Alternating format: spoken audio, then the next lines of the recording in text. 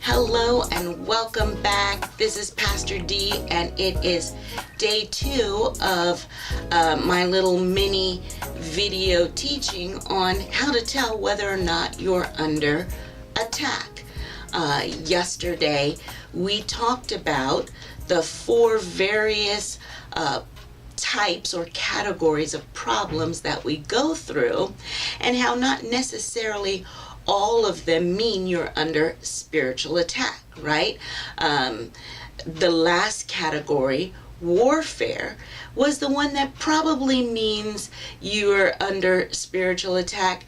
However, when we left off yesterday, we had left off talking about the fact that if you feel like you're under spiritual warfare, that doesn't necessarily mean that you have identified the source of that attack, or especially how to stop it, right? How to shake yourself loose from it. So today, when we talk about spiritual warfare, we're going to look at really identifying the source of it, and we'll begin to talk about how to shake ourselves loose from it. So yesterday, when we identified the 4 different types of problems that we go through, right? There were faults, there were trials, there were tribulations, and then there was warfare based upon 2 Corinthians chapter 10, verse 4, that the weapons of our warfare are not carnal, but through God to the pulling down of strongholds, right? Well, today, in looking at that warfare, we're also going to see that there are actually 4 different kinds of spiritual warfare.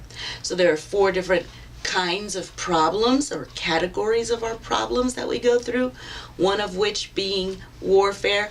But within that category of spiritual warfare, we'll find there are 4 different kinds of attacks that we go through. And that's why it's not always easy to determine whether or not you're under attack, and especially what to do to solve that problem and shake yourself loose from that attack. So the first attack that we're going to look at is that we're attacked in our thoughts. This comes from 2 Corinthians chapter 10 and verse 5, right after verse 4 that we looked at yesterday. So 2 Corinthians chapter 10 and verse 5 says that we need to cast down imaginations and everything that exalts itself above the knowledge of God, bringing into captivity every thought to the obedience of Christ.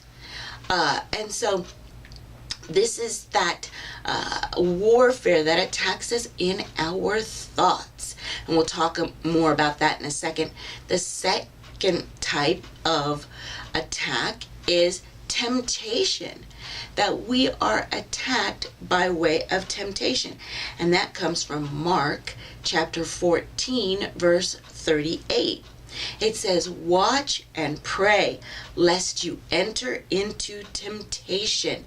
You've got to be spiritually ready, that the spirit is ready to resist temptation, but the flesh is so weak.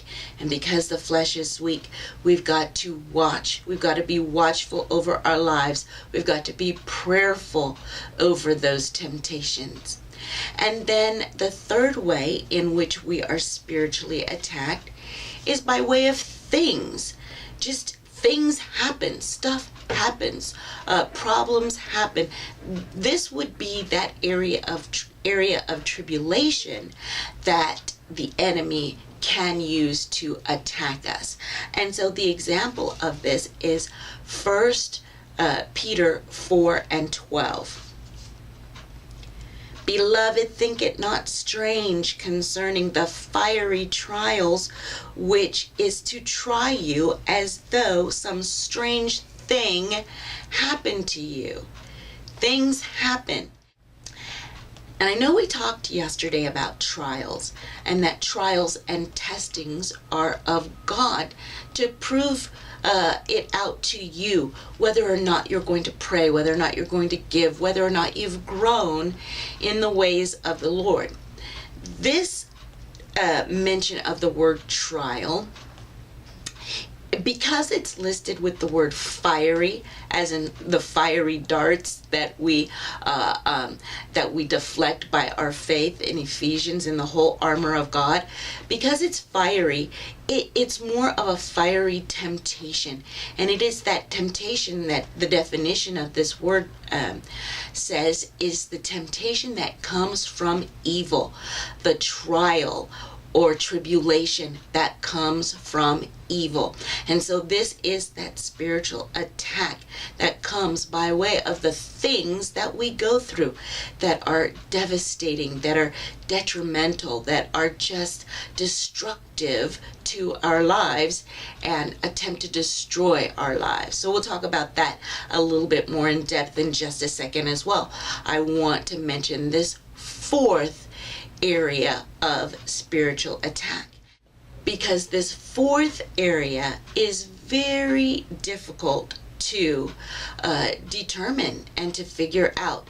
It is territorial, and that is because enemy spirits, demonic spirits, evil spirits of unrighteousness are very territorial. We know that from the story of Jesus when he goes to the city of the Gadarenes, right? And the man is there who has been cutting himself, and he's plagued by a legion of demons. And when Jesus casts those demons out, right, they're like, don't cast us out from this region. Those spirits are very territorial, but not just from this region, but they're territorial in our homes and in our persons when they oppress us. And so here's the example, the scriptural example of that is Matthew chapter 12, verses 43 and 44. But I'm going to sort of paraphrase and lump them together so that we can see. So 43 says that when an unclean spirit is gone out of a man. Now specifically, an unclean spirit is gone out of a man, right? And it says that that man will empty the house, sweep it, and clean it. But then verse 44 says, when that spirit then says to himself, I will return to my house from whence I came out. If he comes back and he finds it empty and swept and garnished, he will come back with 7 spirits worse than himself, and the end of that man will be worse than the beginning. And so it's very interesting to link those two verses together, because the first one specifically talks about an unclean spirit out of a man, but in verse 44 it says that spirit refers to that man as his house. And of course, you know, we all know we're very territorial when it comes to where we live, right? And so Ephesians 6 and 12 then says this: For we wrestle not against flesh and blood, but against principalities, against powers, against the rulers of darkness of this world, against spiritual wickedness in high places. When we're under spiritual attack, we can most definitely feel like we are wrestling. We wrestle in our thoughts. We wrestle against temptations. We wrestle against just things happening, a barrage of things happening to us. And many of those things that happen to us are because we have been exposed to unclean spirits, spirits of unrighteousness. We've either entered into a place where there are principalities. A principality is literally a prince of darkness, and a prince in the natural would have been given a region to be a ruler over or a governor over.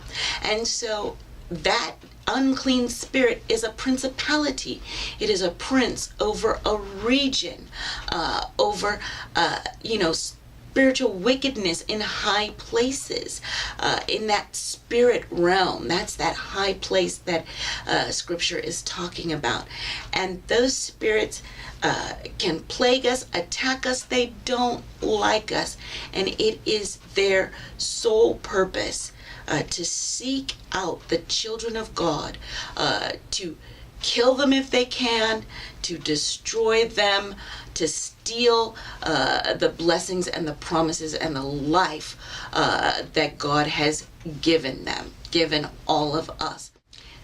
And so figuring out the source of these attacks can be difficult, can be confusing, because really they're kind of intertwined oftentimes. For example, you can enter a place, let's say you've started a new job, okay, and you got that new job because of your confidence, your sense of accomplishment, and your knowledge of the job and the skills that it would take to do it, right?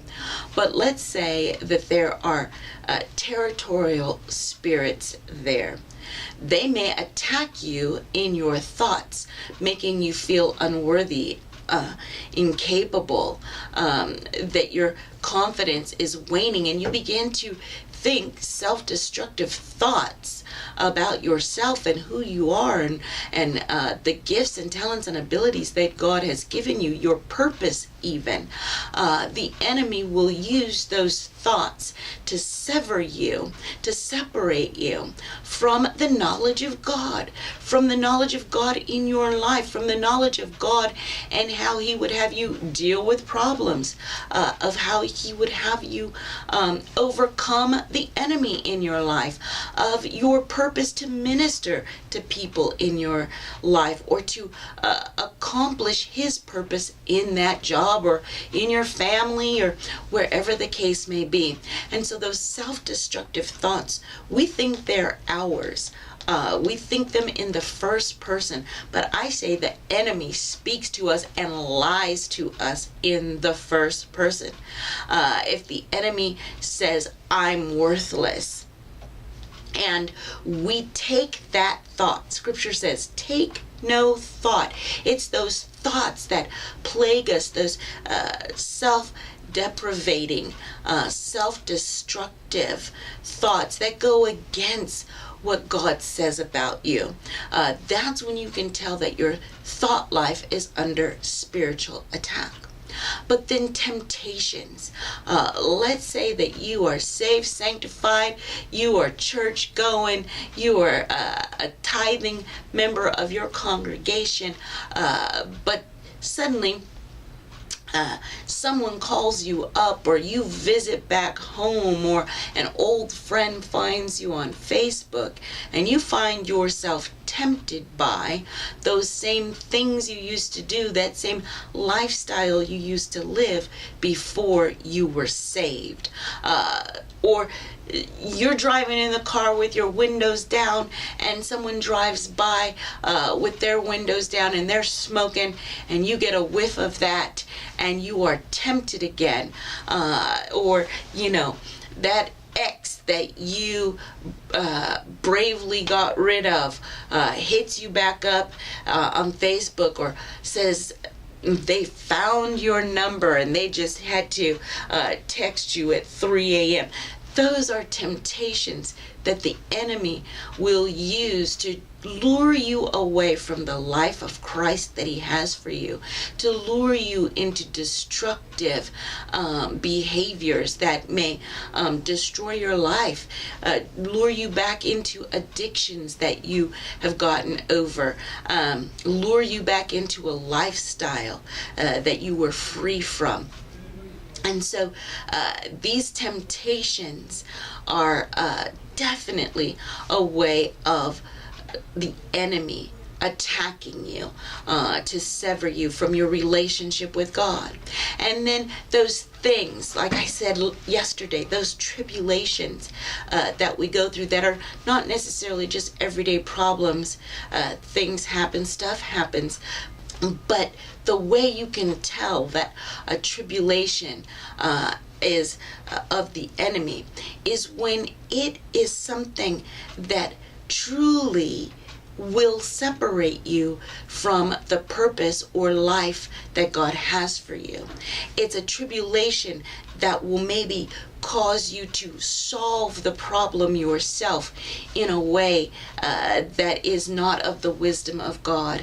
It's a tribulation that is so earth-shaking, so devastating that you're more inclined to blame God for it as opposed to seeking God for its solution. It's that kind of thing that happens to you that blindsides you and catches you off guard and keeps you crying at night, that keeps you just devastated to your core, where it may be a single situation, a single thing that has happened to you, but don't be shocked at its depth of magnitude, whether it's a betrayal or whether it's something physical in your health. That is designed by the enemy to attack you and to keep you separated from God. And like John 10:10 says, his only purpose is to steal, to kill, and to destroy. And that's what those things that happen to us are designed to do. And then finally, this territorial spirit. And this, oh my goodness, this can be the most destructive to our lives because we're most unaware of this. We can easily go to a new church. We can easily even visit a church. We can visit family. We can even visit a new town, a vacation spot, and you happen to be in a hotel room or stay in a town, or visit a friend at their house. This is the kind of spirit that we don't always know that we've allowed or we've given place to the enemy, or we've opened a door for the enemy to enter in. Scripture says he'll enter in one way and he'll flee from you 7 ways.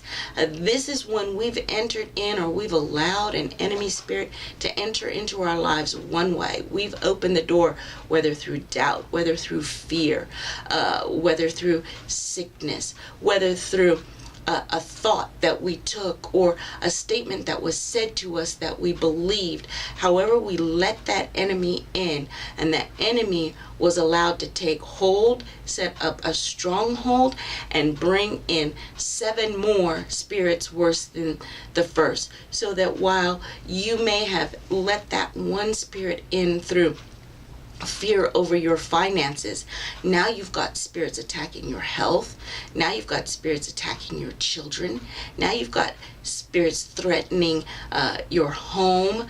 You've got spirits threatening your marriage. This is when you hit that barrage of attacks that come from every which way, one after the other, and you can't hardly look in one direction before something is hitting you from another direction. And so figuring out the source then, especially if it's a barrage of attacks, will not necessarily help you solve it or get out from under it. And the unfortunate problem, especially when you are under a barrage of attacks, is that even though you may have identified you're under spiritual attack, you feel stuck, you can't shake it loose, and it gives way to worse problems, severe depression, or self-destructive behaviors, and your life will end up on a downward spiral where things are getting worse and worse. And the thing is, symptoms can persist. They can get worse and worse. You can suffer from stress and physical symptoms from stress. You can suffer from depression. You can get on that downward spiral of depression that can even lead to suicide. That's what the enemy wants most of all. And so, as I said before, identifying the fact that you are under spiritual attack does not necessarily mean that you can shake loose from it, that you can get unstuck from it. And so that's what we want to talk about tomorrow. Once you've identified that you are under a specific kind of spiritual attack, how can we get out from under it? How can we shake it loose? There is a solution. There is help, and we will get it to you tomorrow. Thanks for joining me. Bye-bye.